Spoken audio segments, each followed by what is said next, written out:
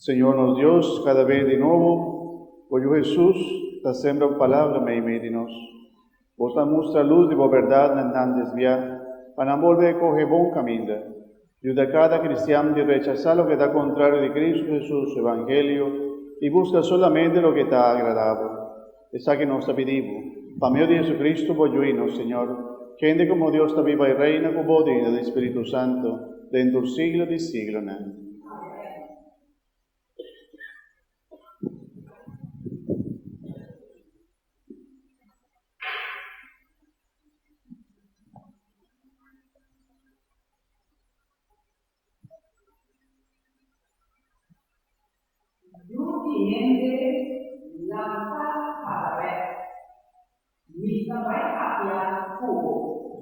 Come lettura di Napoli, buchi di profeta Ezechiele. Deve avere un spirito appoggiato e la fine la e le catene cristiane sopravvissuti. E la verità di un insieme di camarada per la vita di Israele, per il pueblo de Verde o alla casa la grande aveva la mano e via di acqua e una nave che paura di cavalcare cercava fino a sopra una maniera piena.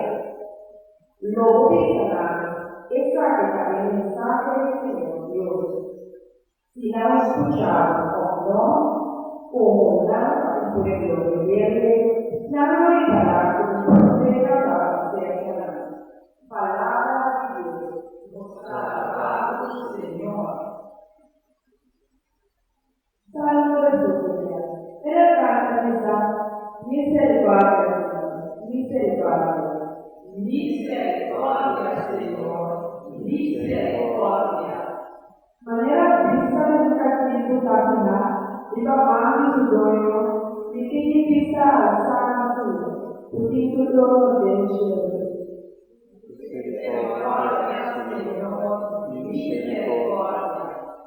Manera vista y misericordiosa de la Señora, no solo a los que hacen, esperando rogar.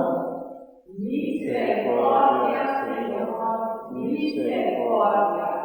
Misericordia, Señor, misericordia. Nos ayer de insulto, para dar perdón y menosprecio. Y estar rico y ahogado. Misericordia, Señor, misericordia.